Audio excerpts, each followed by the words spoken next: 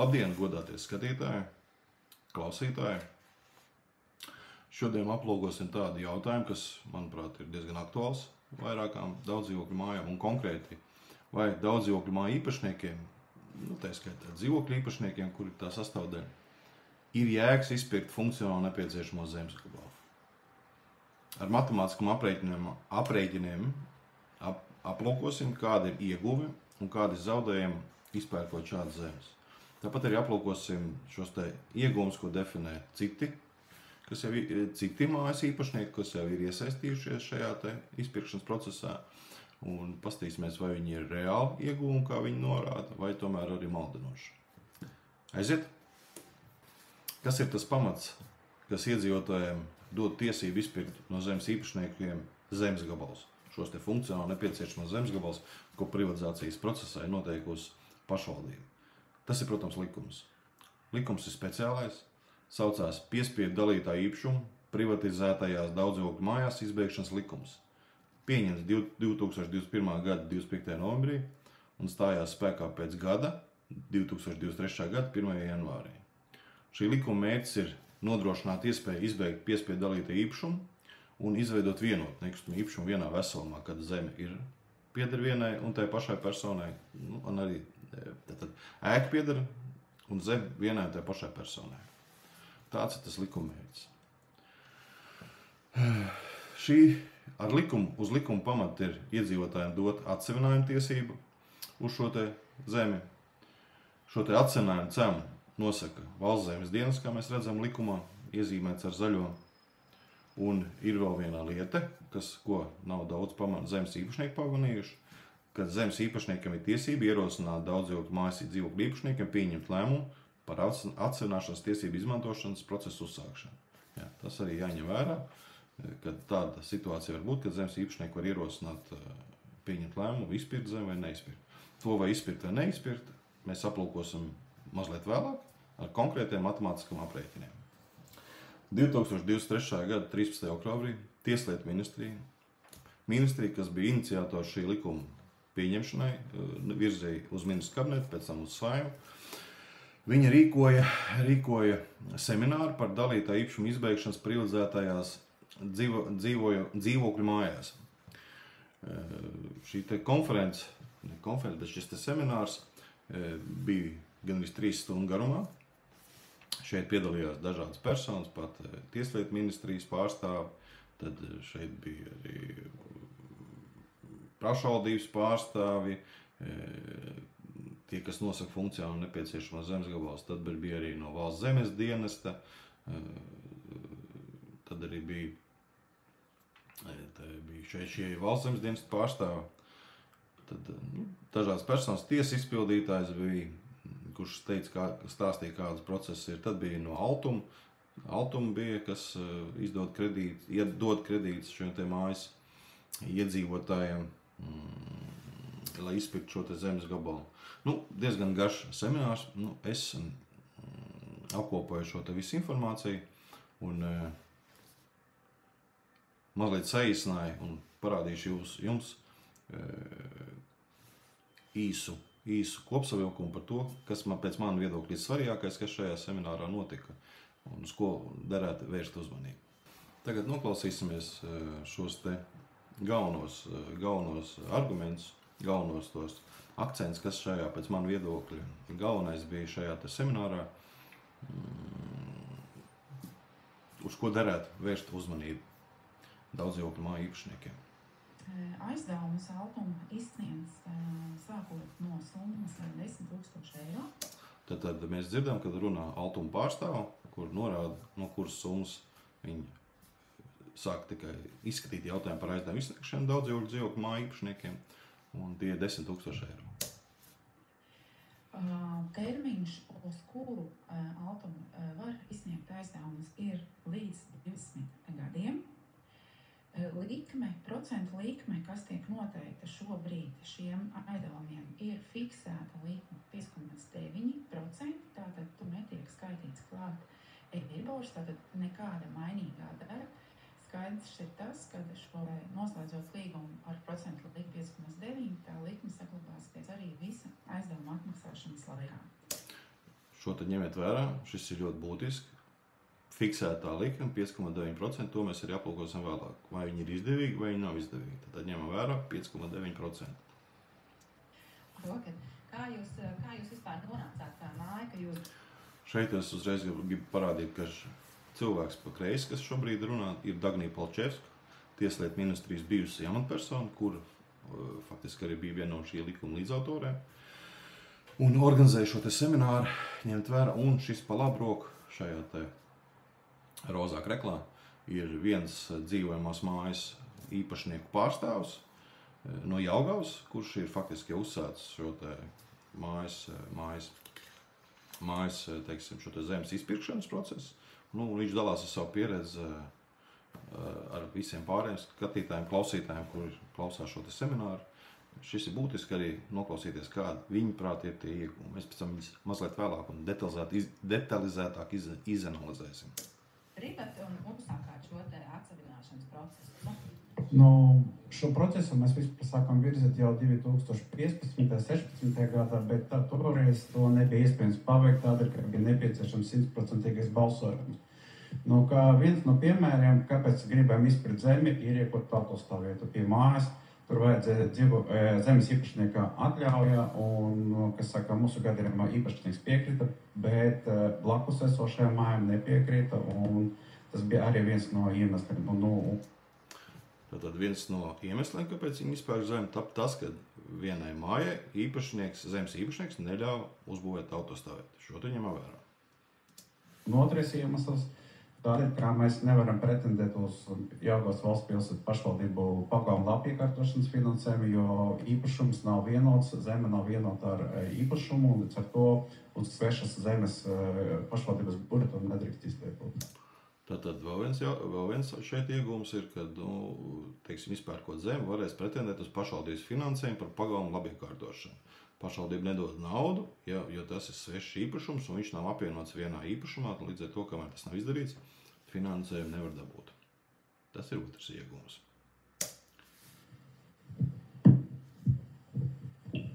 Jā, un vai jūs redzat tam, noteikti saredzējāt, ka tam ir kaut kāda liederīgums arī tāds, nākotnes perspektīvā iegūmi iegūt šo te zemi? Varbūt padalīsieties ar apsvērumiem? Ja runājot par nākotnē, tad, protams, ka saka, šobrīd mēs maksājam nomas maksu, bet izbeidzot piespiedu nomu, mēs maksātu tikai nekustamo īpašuma nodokli un vēl. Tātad, respektīvi, viens no iemesliem, ieguvumiem, ko viņi prāt uzskata, ir tas, ka viņi nemaksā nomas maksu. Nomas maksu viņi nemaksās vairs, viņi maksās tikai šo te nekustamo īpašumu nodokli par zemi. Tātad viņi uzskata, ka tas arī ir ieguvums. Otrais būtiskais moments - dzīvokļa vērtība ievērojami pieaugtu salīdzinājumā, ja zeme neatrodas dzīvokļa īpašnieka īpašumā.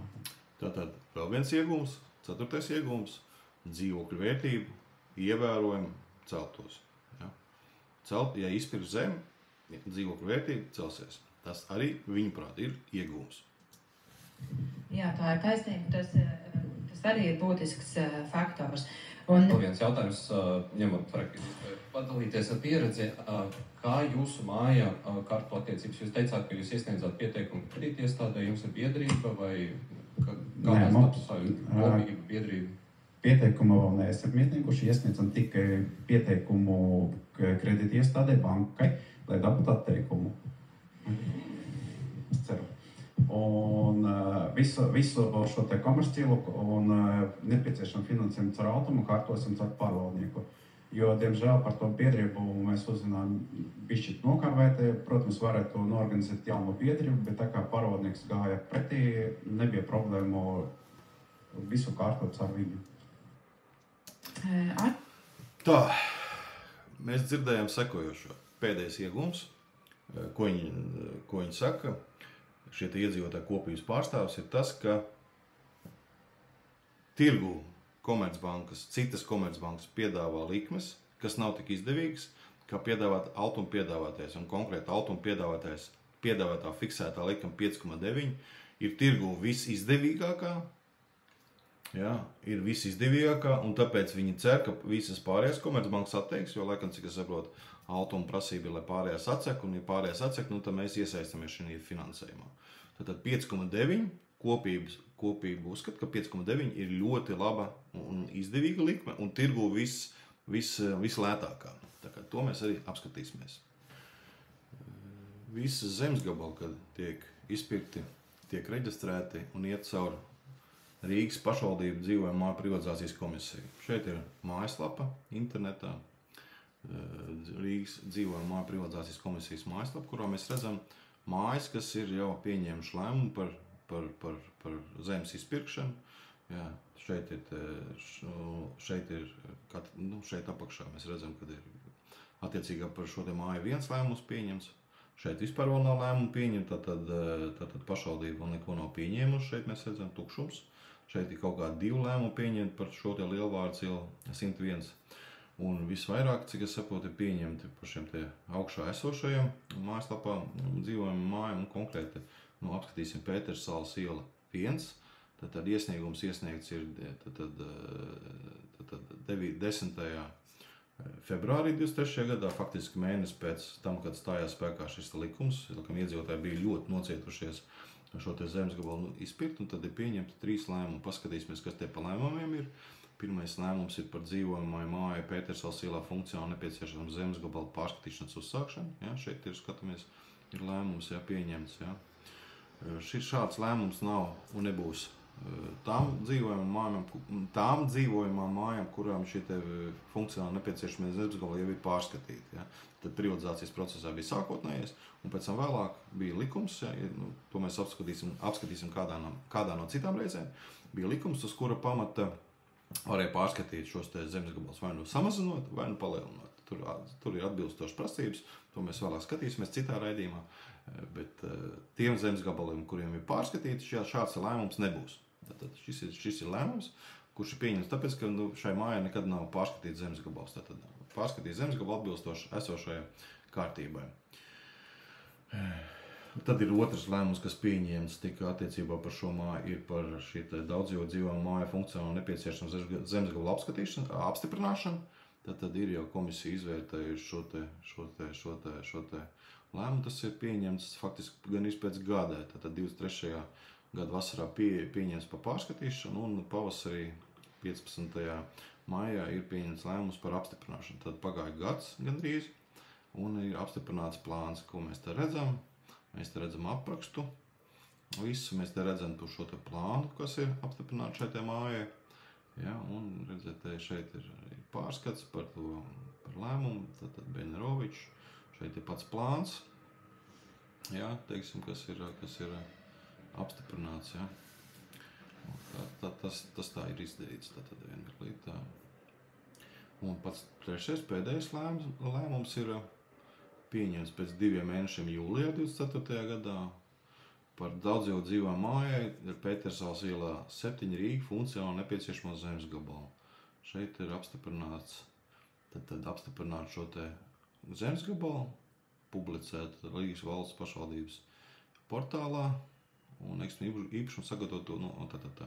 Šeit ir arī tas pats plāns, laikam, cik es saku, to trešais lēmums pieņemts. Šāda lēmuma tiek pieņemti, kad māja nolēma uzsākt zemes gabalu izpirkšanu. Jelgavas dzīvojamās mājas kopības pārstāvs šajā seminārā norādīja, ka viņiem ir problēmas ierīkot stāvvietu, jo zemes īpašnieks neļauj šo te stāvvietu uzbūvēt un tikai izpērkot zemi no šī te zemes īpašnieka atļaus varēs izvairīties. Tā nu nav, tā galīgi nav. Šobrīd ir likumā iestrādāta norma, mēs redzam šo te likumu, 40. panta 3. daļa, kurā ir skaidri un gaiši pateikts, ka būs īpašniekam, tas ir respektīvi daudzdzīvokļu mājas dzīvokļu īpašniekiem, un uz tā lietošanā esošās zemes bez zemes īpašnieku piekrišanas ir tiesības būvēt, tātad mājas īpašnieki bez zemes gabala īpašnieku atļaujas var būvēt palīgēkas un inženierbūves, kas nepieciešams būvs eksploatācijai, kā arī ceļus, laukumus, un ārtelpas elementus. Šāds būvs ir uzskatāms par patstāvīgs būvs blakus lietām. Šīs tiesības neatiecas uz tādu būvniecību, kas prasītu mainīt būvs īpašnieku lietošanā esošās zemes gabala platību vai robežu, vai radīt nekustamā īpašuma apgrūtinājumus ārpus lietošanā esošās zemes platības. Tātad, respektīvi tā, uz zemi var būvēt tādas inženierbūves kā autostāvvietas bez zemes īpašnieka atļaujas. Līdz ar to iegūmus, ko norāda Jelgavas dzīvojamās mājas kopības pārstāvis, kad izpērkot zemi, tikai izpērkot zemi, iegūst šo tiesību, ir maldinošs iegūms. Šāds iegūms jau faktiski eksistē likumā. Tad likums jau šobrīd paredz bez zemes gabala īpašnieka atļaujas būvēt autostāvvietas. Pat vairāk. Šeit mēs redzam likumā aprakstīts, ka zemes īpašniekam viņš nevar ierobežot būvs īpašnieku tiesības lietot zemi. Tātad viņam jāatļauj būvēt autostāvvietas, ja? Viņš arī nedrīkst nodot šo zemi citai personai lietošanā, un viņš nekādā gadījumā nedrīkst traucēt. Šajā gadījumā, ja viņš neievēro šo likumu, ir Latvijā izveidojusies stabila judikatūra, kura pasaka, ja zemes īpašnieks liedz jums izmantot jūsu tiesības lietot zemi, tad jums ir tiesības šim zemes īpašniekam nemaksāt zemes lietošanas maksu. Tad, ja viņš traucēs, teiksim, jūs uzbūvēsiet stāvvietu, un zemes īpašnieks teiks, kad vajag atļauju, bez atļaujas mēs jums neko neļausim izmantot, arī traucē izmantot šo zemes gabalu, tad jums būs tiesības par šo zemes gabalu daļu, ko jūs nevarat izmantot, izņemt ārā un nemaksāt viņam ne centa. Tad zemes īpašniekam nemaksāsiet ne centa, ja viņš jums traucēs izmantot šo zemes gabalu. Tāda Latvijā ir šobrīd pastāvošā judikatūra un likums, kurš skaidri un gaiši nosaka zemes īpašnieku tiesības, zemes īpašnieku pienākums pret būvs lietotāju un būvs īpašnieku tiesības ierīkot jebkuras inženieru būvs, tā skaitā autostāvvietas bez zemes īpašnieku piekrišanas. Kopības pārstāvs arī, Jelgavas dzīvojamās mājas kopības pārstāvs arī norādīja, ka viņi nevar pretendēt uz finansējumu no Jelgavas pilsētas, ja būvs nav apvienots, ja zeme un būva nav apvienot vienā. Es nezinu, kāda šī kārtība, bet man ir jāizskaidro to, ka šīs zemes lietošanas tiesības, kas ir stājušās spēkā no 1. janvāra 2022. gada, šīs zemes lietošanas tiesības pēc būtības ir servitūts, reāls servitūts. Tad likumiskās lietošanas tiesības, kas ir uzliktas uz šo zemi, kā servitūts, respektīvi saukts reāls servitūts. Kas ir servitūts? Tad pats servitūts ir tāda tiesību svešu lietu, ar kuru īpašuma tiesības uz to ir lietošanas ziņā aprobežotas kādai noteiktai personai vai noteiktam zemes gabalam par labu. Tad zemes īpašnieku tiesības, kā mēs aplūkojam, ir aprobežotas. Viņam faktiski palikusi tikai viena tiesība, divas tiesības, viena tiesība ir iekasēt zemes lietošanas maksu, un otra tiesība pārdot savu zemes gabalu. Faktiski pārējās tiesības viņam faktiski ir atkritušas. Ja, viņš vairs nevalda pār šo funkcionāli nepieciešamo zemes gabalu tā, kā to valda normāls zemes īpašnieks. Bez kādiem apgrūtinājumiem. Un savukārt reāls servitūts ir servitūts, kas nodibināts par labu kādam noteiktam nekustamam īpašumam. Tad, ja ir nodibināts zemes lietošanas tiesība par labu konkrētai dzīvojamai mājai, tad tas ir reāls servitūts, kas ir iestrādāts likumā. Šeit likumā ir pateikts, ka šīs zemes lietošanas tiesības izbeidzas tikai divos gadījumos. Viens, kad būva un zeme tiek apvienot vienā nekustamā īpašumā, un otrs, kad būva beidz pastāvēt. Mēdz gadīties gadījumi, kad būtībā faktiski skaidrs, ka zeme paliks, bet būva kaut kad pazudīs. Tad beigsies šis eksploatācijas laiks vai vienkārši laiks zopas skars, un beigās viņš vienkārši pazudīs šis nekustamā īpašums. Skaidrs, ka arī mūsu valstī esošās dzīvojamās mājas cik agrāk, cik vēlāk tomēr beigs pastāvēt. Un tikai tad arī izbeidzās šīs zemes lietošanas tiesības. Respektīvi, ja faktiski zemes īpašnieku tiesības tikai pārdot zemi vai iekasēt zemes lietošanas maksu, zemes īpašniekam vairs nav nekādas teikšanas, lielākais noteicējs par zemes valdījumu ir šis daudzdzīvokļu dzīvojamās mājas īpašnieki, tad faktiski pašvaldība, ja ir lojāla pret šiem iedzīvotājiem, kur droši vien, ka pašvaldībā ir ļoti daudz, viņi var droši vien izdomāt arī noteikumus, koriģēt noteikumus par to, ka viņi arī naudu dod šādiem te dzīvokļu īpašniekiem, dzīvojamājas īpašniekiem, kuru faktiski zem lieto kā īpašnieks, tikai vienīgi atšķirība, ka viņi īpašnieka nav, viņiem ir tikai pienākums maksāt zemes lietošanas maksu. Ja. Teiksim, būtībā faktiski dzīvokļu īpašnieki jau šobrīd ir pilnībā valda un lieto zemes gabalu un var darīt jebko, ko likums atļauj. Ja. Bet pašvaldībā būtībā nebūtu pamata šādam daudzdzīvokļu mājai nedot finansējumu, ja pašvaldība ir faktiski ieciklēsies uz to un sāk izpirkt, tad, un jūs to vēlties patiešām izdarīt, konkrēti izdarīt, vēlties šo finansējumu jums pats galvenais, ja jums šis finansējums ir pats galvenais, tas iemesls, kāpēc jūs gribat izpirkt zemi, tad, protams, izpērkiet zemi, lai noņemt visus jautājumus, bet ja šis finansējums ir tāds, sekundārs vai kaut kāds 8. kārtas jautājums, tad faktiski šis nav tāds liels iegūms, dēļ kā varētu iegādāties šos te zemes gabalus. Vēl viens iegūms, ko norādīja, tas ir 3. iegūms, ko norādīja Jelgavas dzīvojamās mājas kopības pārstāvis, ir tas, ka nevajadzēs maksāt zemes lietošanas maksu. Tad, lai mēs saprastu, kas ir zemes lietošanas maksa, mums ir jāsaprot, kas šajos 4%, ko mēs maksājam zemes īpašniekiem, ietilpst. Un mēs redzam no šīs tabuliņas, ka zemes lietošanas maksa sastāv no 2 komponentiem. Pirmā komponenta ir zemes īpašnieka atlīdzība 2,5%, ja?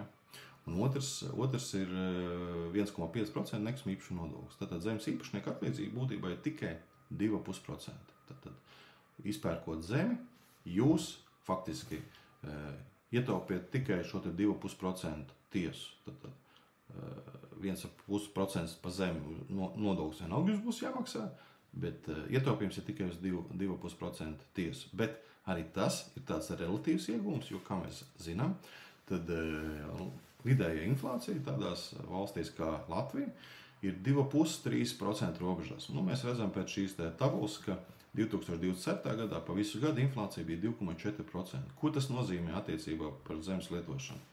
Attiecībā par zemes lietošanu tas nozīmē, ka zemes īpašniekam 2027. gadā inflācija tika kompensēta tikai 2,4%. Respektīvi tā, inflācija ir noēdusi lielāko daļu zemes īpašnieka atlīdzības. Tātad 2,5% zemes īpašnieka atlīdzība mīnus inflācija. Tad viņš būtībā pēc faktiskajās cenās viņa atlīdzība ir 0,1%. Tad jūs viņam samaksājot šos 2,5%, tikai kompensējat inflāciju. Ja.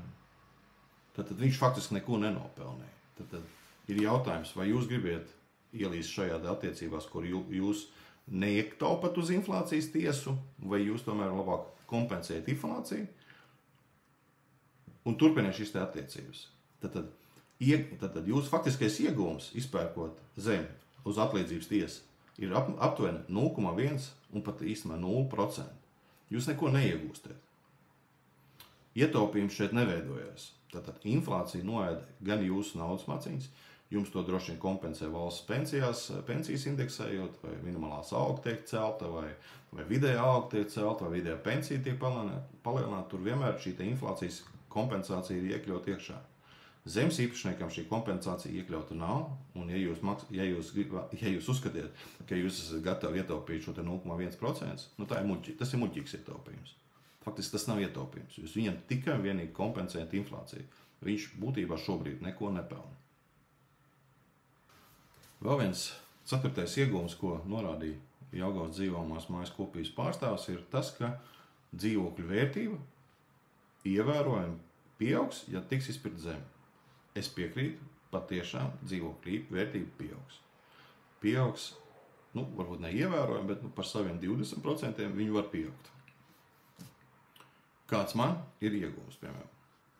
Ja es esmu iegādājies vai mantojis, jebkurā gadījumā, manā īpašumā ir dzīvoklis, un es vēlos šo dzīvokli pārdot, tas neapšaubām ir iegūms. Ja man tas dzīvoklis kalpo kā tāds kapitāls, kur es gribu pirkt un pārdot, ja teiksim, kaut kādā nākotnē pārdot, tad, protams, neapšaubām, zemes izpirkšana ir ļoti labs risinājums, lai paaugstinātu savu dzīvokļu vērtību, jo tirgu patiešām šie te pircēji prasa, vai ir zeme īpašumā vai nav zeme īpašumā, jo viņi ir faktiski sabaidīti par to, ka ir ļoti liels nomas maksas, ka viņš ir nenormāli pieaug, un iedzīvotāji šajās attiecībās nevēlās iesaistīties. Tāpēc zemes īpašumtiesības ir ļoti svarīgas šiem jaunajiem potenciāliem dzīvokļu īpašnieku pircējiem, kuri vēlās iegādāties dzīvokli. Tāpēc patiešām dzīvokļu īpašums celsies. Bet ko darīt tiem 2/3 iedzīvotāji, kur nevēlās pārdot, kuri vienkārši šajos dzīvokļos dzīvo? Ja viņi šajos dzīvokļos dzīvo, tad dzīvokļu vērtības pieaugums ir diezgan ļoti slikts iegums. Tas nav iegums, tas ir tie liels zaudējumi. Kā mēs redzam, tad Rīgas pilsētā nekustamā īpašuma nodokļa likumi ir dzīvokļu īpašumiem ir 0,2% par dzīvokļiem, kur katastrāls vērtības ir līdz 57 000 eiro. Savukārt viss pārsniegums, kas ir virs 57 000 līdz pat 107 000 eiro, tiek aplikts ar 0,4% nekustamā īpašuma nodokli par šo te dzīvokli. Un tagad mēs skatāmies situāciju, ka ja tavs dzīvoklis pirms zeme bija piederēja ēkai, maksāja 57 000 un pēc zemes izpirkšanas viņi maksāja 80 000, tad iegūma šeit nav.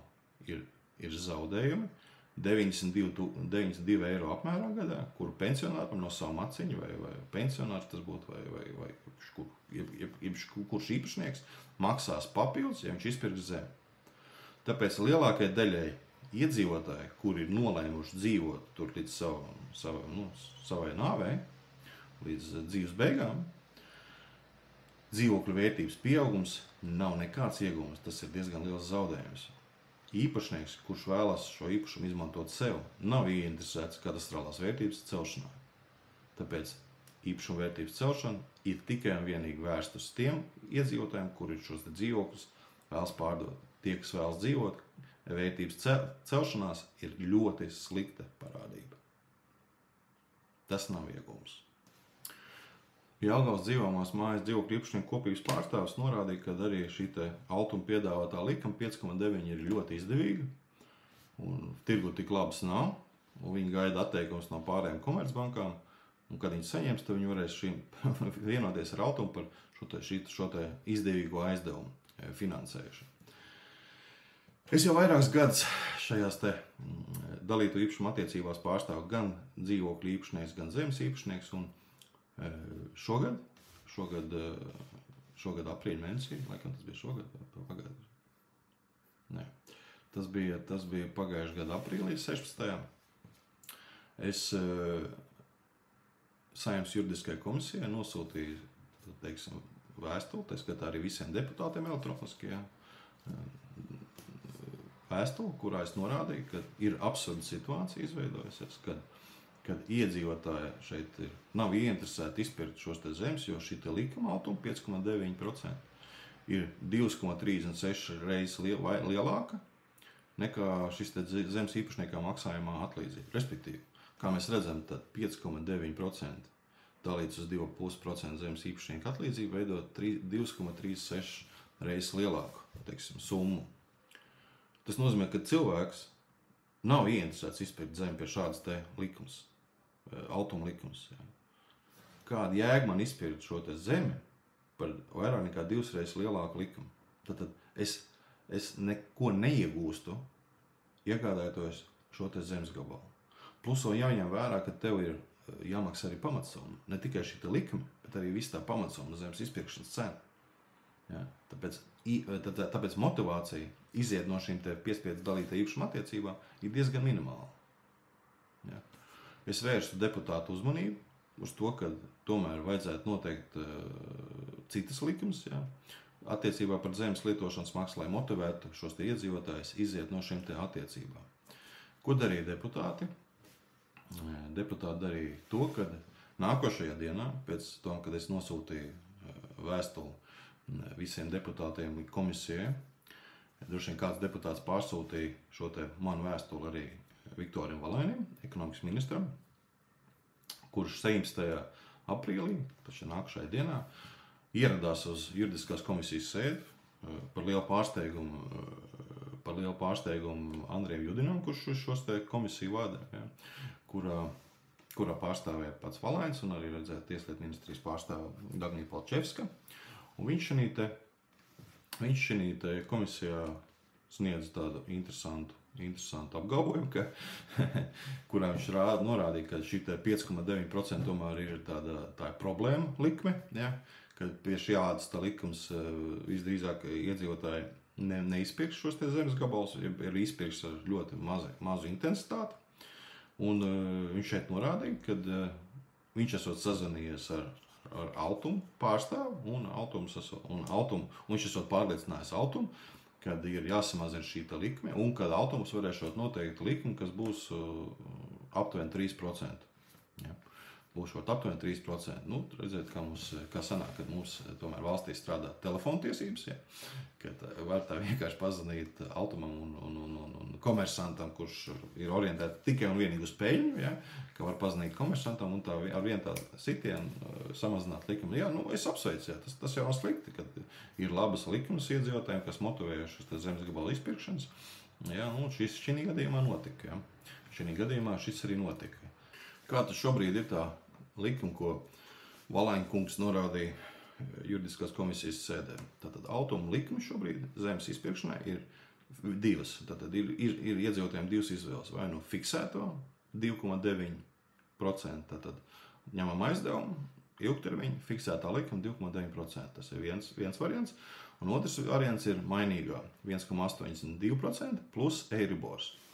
Ja mēs paskatāmies, kāds ir Eiribors, tad Eiribors 6 mēnešu, kā norādīts, tad šeit nevis kaut kāds Eiribors, bet 6 mēnešu Eiribors. Tad mums 6 mēnešu Eiribors ir 2,085, ja mēs redzam šeit. 2,085. Ja mēs šo te 2,085 pieskaitam šo te bankas atlīdzību 1,82, tad mums veidojās 3,905, tātad 3,9%. Tātad nopaļojot. Tātad 3,9% ir pa 1% punktu vairāk nekā fiksētā procentu likuma 2,9. Tas nozīmē, ka mums ir izdevīgi ņemt šobrīd. Nav garantijas, ka Eiribors nekritīsies. Ja, ka, teiksim, mums vēl pavisam nesen, kā Eiribors bija 0 gandrīz. Ja? Nevis gandrīz, bet bija 0. Nu, tad 1,82 būtu izdevīgāk nekā 2,9. Bet šobrīd ir izdevīgi ņemt kredītu ar fiksēto likumu 2,9%. Tātad 2,9% ir šī fiksētā likuma, tā ir ļoti laba likuma, tāda likuma ir grūti atrast, ja, par šādu te aizdevumu par šādu likumu var ņemt aizdevumu. Tā ir laba likuma. Taču Latvijas ierēdniecība nebūtu ierēdniecība, ja visu šo te labo, kas ir izdarīts, izstrādāts, nesačakarēt ar kaut ko citu. Ja. Tad šos te labo iniciatīvu, ko dara Altums, piedāvāt labu likumu, ierēdniecība ir sačakarējusi, tā arī jāsaka, sačakarējusi ar likumu, un šis likums saucās Nekustamā īpašuma valsts kadastra likums, un konkrēti 43 prim 1. daļu, kurā ir norādīts, ka pastāvēs tagad divas kadastrālas vērtības. Viena būs fiskālā, no kā aprēķina visas nodevas nodokļus, un būs universālā, no kā nosaka zemes lietošanas maksas. Tātad viena ir fiskālā, no kuras nosaka nodokļus, un otra, no kuras nosaka zemes lietošanas maksu. Tātad ir ieviests divas vērtības, kas būtībā maina pilnībā spēles noteikumus. Tātad zemes izpirkšanas, teiksim, pieņemt lēmumu par zemes izpirkšanu, šobrīd ir iejaucies viens likums, kurš ļoti radikāli maina šos te visus nosacījumus.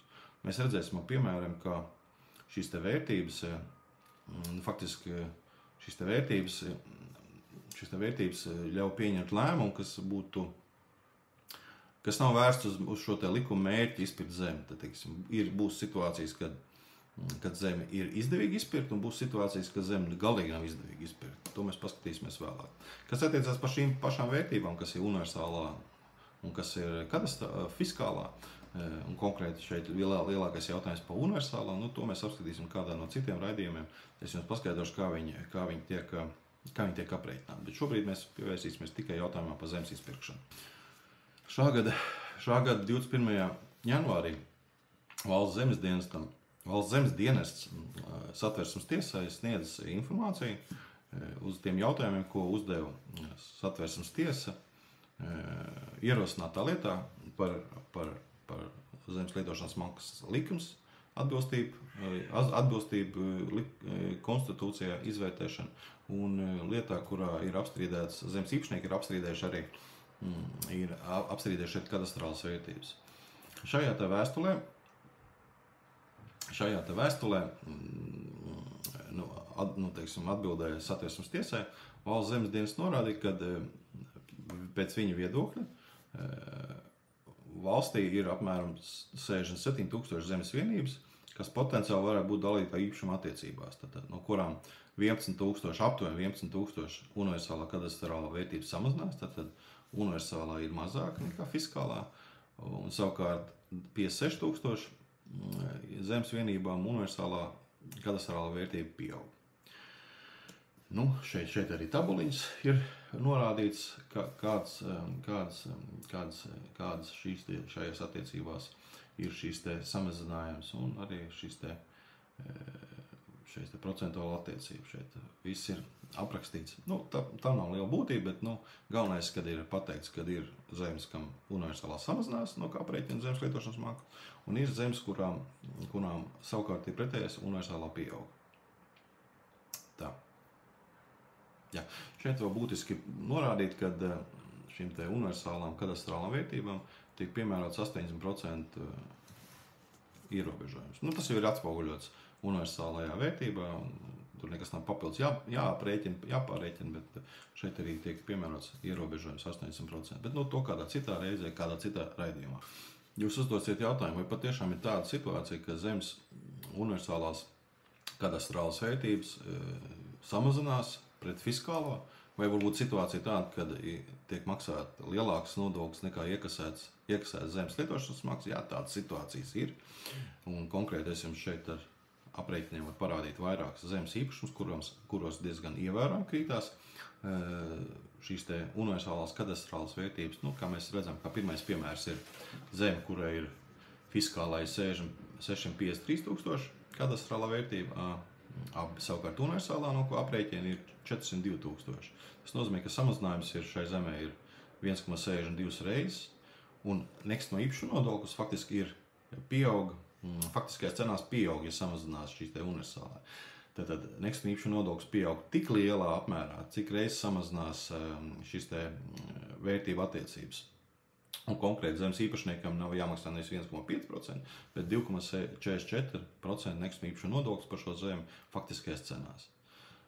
Tas nozīmē, ka ja iedzīvotāji pilnībā samaksā šo te atlīdzību, šis zemes īpašnieks pelna tikai 1,56%.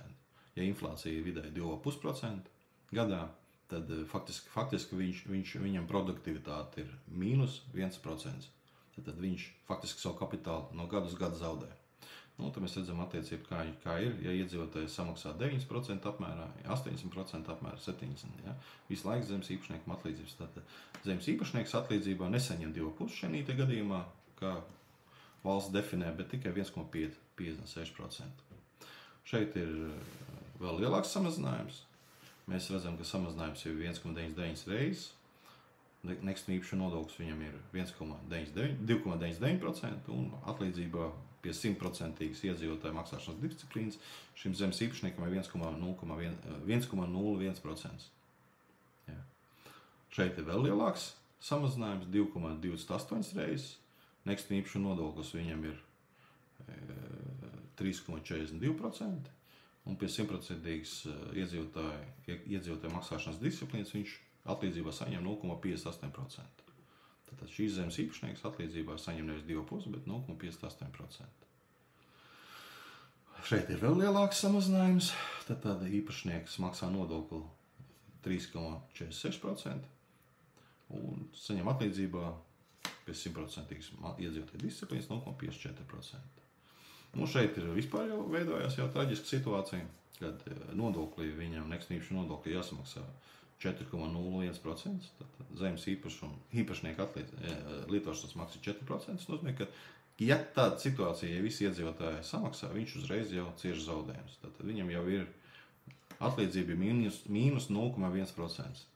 Tad šeit samazinājums ir jau gandrīz 3 reizes. Ja? Nodoklis viņam ir, nekustamīpašuma nodoklis ir 4,46%, atlīdzība viņam ir mīnus 0,46%. Viņš vienkārši nepelna. Viņš vienkārši zaudē, no gada uz gadu zaudē savu īpašumu vērtību. Nu, un šeit ir viss kliedzošākais gadījums, kas ir zināms man. Nu, droši vien, kad ir arī citi, bet šis konkrēti ir imantā zemes gabals. Nu, mēs redzam, vērtības samazinājums ir 3,15 reizes. Nekustamīpašuma nodoklis par šo zemi ir faktiskajās cenās 4,72%. Tas nozīmē, ka, ja iedzīvotāji visi disciplinēti, kas tā parasti nav, samaksā zemes lietošanas maksu, tad viņš zemes īpašnieka atlīdzība gadā ir mīnus 0,72%. Tāda tā situācija. Tā kā ir situācijas tirgu, ka patiešām universālās katastrālās vērtības krītas, ja, un šāda situācija nav retums. Šīs te universālās katastrālās vērtības krītās pārsvarā tiem zemes gabaliem, uz kuriem atrodas daudz dzīvojamās mājas. Ja. Mēs aplūkosim kaut kādā citā raidījumā, kāpēc šādas te vērtības krītās, kā valsts zemes dienas aprēķina šo te kritumu. Detalizēti apskatīsim kādā citā raidījumā. Tagad apskatīsim kādu konkrētu piemēru. Tad vairāks piemērus, konkrēti 9 piemēri man būs, kurā vērtība ir vienāda, fiskālā kadastrāla vērtība ir vienāda ar universālo, kurā universālā ir lielāka par fiskālo, un kurā universālā ir mazāk par fiskālo. Šajā piemērā mēs redzam, ka abas vērtības, gan universālā, gan fiskālā sakrīt, ir vienādas. Tas nozīmē, ka, ja jūs izpērkat šo te zemi, jums automam būs jāmaksā 2,9% viņa atlīdzība. Nodoklis par zemi jums papildus nāks, tad ne tikai par dzīvokli jums būs jāmaksā nekustamīpašuma nodoklis, bet arī par zemi. Tad jūsu kopējās samaksa būs 4,4%, kas ir par 0,4% vairāk nekā jūs maksājat zemes īpašniekam. Tad jūs neietaupiet, izpērkot zemi pie šādām te vērtībām. Ja, teiksim, vērtības vienās, jūs vienalga ciešanas zaudējums. Vienīgais iegums, ko es tā potenciāli redzu, ir pašvaldības finansējums. Tas ir vienīgais. Teiksim, ja jūs izpērkat zemi, vai ir šis mīnus 0,4% zaudējums to vērts, tas jāvērtē jums pašiem. Bet vienmēr ņemiet vērā, ka papildus jums jāmaksā arī visa pamatsumma. Visa pamatsumma, ko jūs esat samaksājuši zemes īpašniekam par zemes izpirkšanu. Tas arī jāņem vērā. Šeit ir piemērs, kurā šis te universālā ir 1,5 reiz lielāka. Un šeit jau parādās jūsu ietaupījums. Ja universālā no kā rēķina zemes lietošanas maksu ir lielāka nekā fiskālā, no kā rēķina nodoklis, tad jūsu ietaupījums šeit jau ir 0,1%. Šeit jau varētu apsvērt domu izpirkt šādu zemes gabalu. Bet arī jāņem vērā, ka tas ietaupījums ir ļoti niecīgs. Un plus jāmaksā vēl ir arī automam šis te pamatsumma. Tas arī tāds ļoti divdomīgs jautājums. Jā.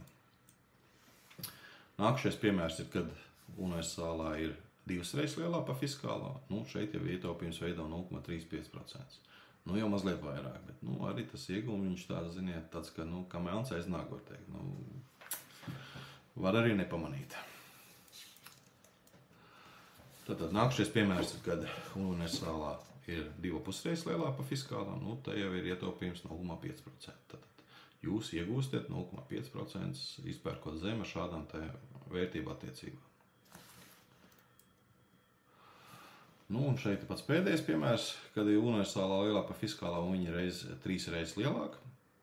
Tas nozīmē, ka jūs pie šādas situācijas jūs ietaupījums veidos 0,6%. Īsti iegūmu tādu neredz.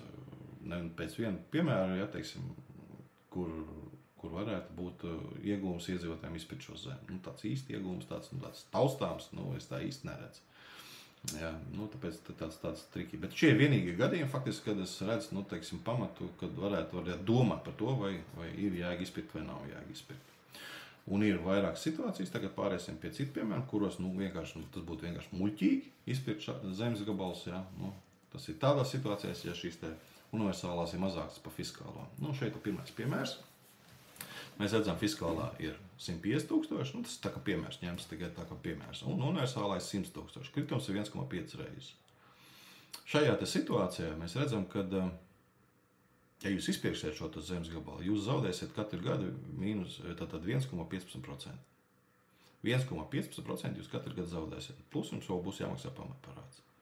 Ja, pats pamats jums arī būs jāatmaksā. Nu, es neredzu, kāda jēga ir izpirkt zemes gabalu ar šādu te, ja jūs ciešat zaudējumus. Nu, neviens normāls komersants, firmas vai īpašnieks vai kas nekad nepirks aktīvu, kuram ir negatīva vērtība. Nu, teiksim, negatīva atdevas atvērs, nevis vērtība, bet negatīva atdeva. Nu, šeit ir negatīva atdeva un būtu muļķīgi pie šādas situācijas izpirkt šādas zemes gabalus. Tagad iesim tālāk. Ja divreiz kritums, tad universāls kritums par fiskālā, tad zaudējumi jau praktiski 2%. Tad jūsu zaudējumi, tad kapitāla atdeva gadā ir mīnus 1,9%.